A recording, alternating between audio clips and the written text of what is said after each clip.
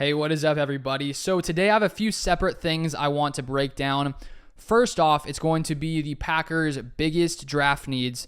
Then I'll move on and discuss one draft prospect that I believe could be a perfect fit for the Green Bay Packers. And if you guys are watching this video on YouTube, I have started, at least this week, putting out my videos into one long podcast. So if you prefer to listen that way, I believe it's on Apple Podcasts, Spotify.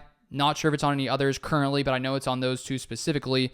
You can just search Packers Sideline Scoop Podcast. If you would like to leave a review on either of those, feel free. But to now move to the Packers' biggest draft needs. So a few days ago, I broke down each position and where I believed the Packers could retain certain free agents. There are lots of different ones. You can go and check out that video if you would like. But now moving to the biggest draft needs, I would say number one, safety. If we look at the current safeties under contract right now for the Packers, we only have Anthony Johnson Jr., Benny Sapp III, Zane Anderson, and Tyler Coyle, which means Darnell Savage, Rudy Ford, and Jonathan Owens are all unrestricted free agents.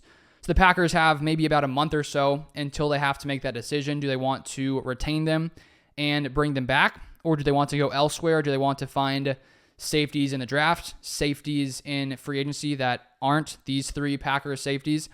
My guess would be they at least keep one of them just because there is not much depth at all behind these three. My guess is Darnell Savage, but I wouldn't be shocked if they didn't keep Savage, if they also kept Ford or Owens, because I would find it hard to believe they would just start over with those three guys who played a ton of snaps. It makes sense to bring back at least one. And now if we move to the second biggest need, I'd say corner.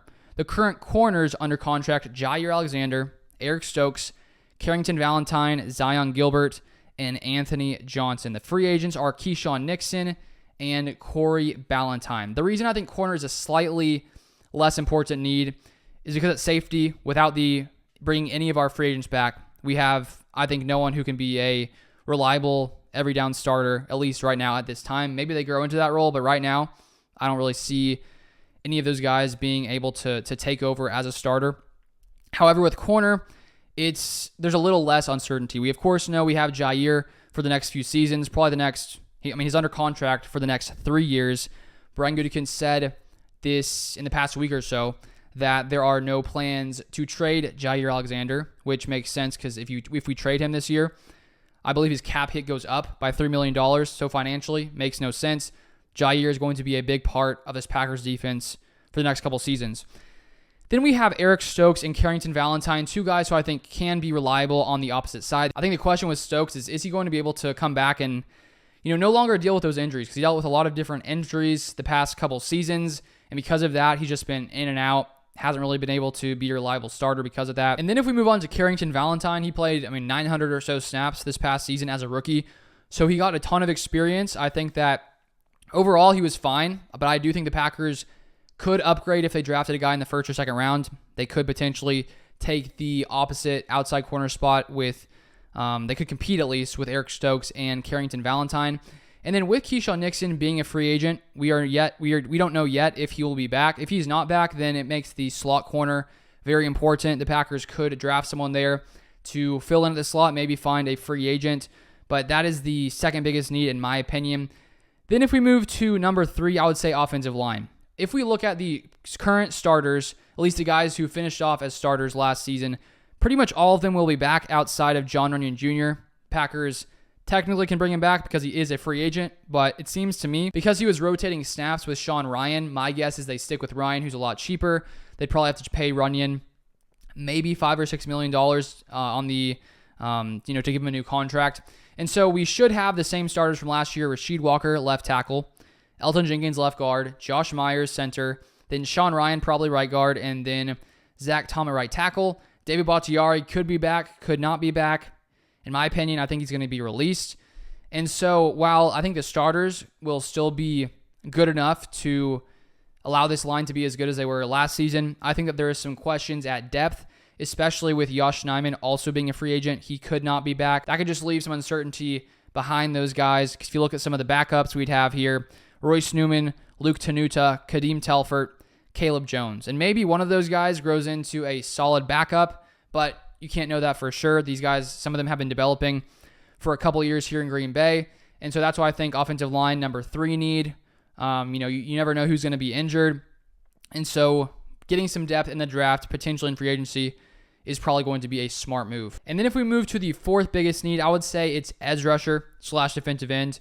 Currently under contract, Rashawn Gary, Preston Smith, Lucas Van Ness, Kingsley Enagbare, Brenton Cox Jr., Keyshawn Banks, Aaron Mosby, Kenneth Odumegwu, Deslin Alexandre, and DeAndre Johnson. So there are currently no free agents when you look at edge rusher. And so you would think, well, why do we need to add an edge?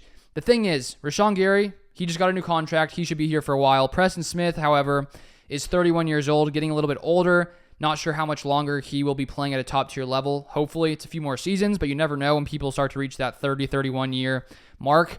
Then we have Lucas Van Ness, who I think could take some big strides forward next year, get a lot more opportunity. And then Kingsley Enagbare, unfortunately, tore his ACL. And so we don't know how long it's going to take for him to be able to, get back to being healthy and ready to play once again. And even though Rashawn Gary and Preston Smith played majority of the snaps at edge rusher, Lucas Van Ness and Kingsley Enagbare both had around 400 or so snaps each. And so next season, with Enagbare being out, I think to add at edge is important. And then for the future with Preston Smith potentially, being gone in the next couple seasons, the Packers need to start adding some more talent there to eventually, be able to be those guys the Packers defense can rely on. And so that's why I think it's a number 4 need. Then number 5, I was going back and forth between this. I'll just say I chose number 5 as running back. Reason being, Aaron Jones getting older. He seemingly will be back next season. He does have a massive cap hit of $17.6 million. He is, though, 29 years old. He'll be 30 next December. And just as with Preston Smith, especially running back, you never know when these guys start to decline.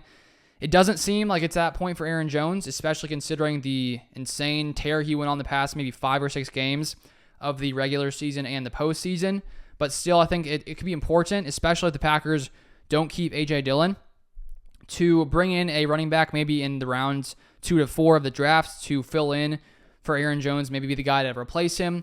Also, Emmanuel Wilson, I do like what I've seen from him in his limited carries here in Green Bay. And so there's a chance he could be the guy to fill in, but I think to bring in some more competition there to prepare for the future is important. Then the one I was debating for putting at 5 was defensive line. There are a lot of defensive linemen under contract, no current free agents, a lot of young players, Devontae Wyatt, TJ Slayton, Colby Wooden, Carl Brooks. The thing is, Kenny Clark is going to be in the final year of his contract in 2024, and he is going to be 29 next October. So the Packers will have to make the decision at the end of next season or in the middle of the season. Do they want to give Kenny Clark a final extension, or do they want to let him go? If I had to guess right now, I'd say they keep him for a few more seasons. But that could be a factor in, the need in the next couple of years. But if you guys want to stick around for more draft-related Packers content, feel free to subscribe down below. You can also check out the podcast on Spotify and Apple. Feel free to leave a review if you enjoy it. But I appreciate you guys as always, and I'll see you guys next time.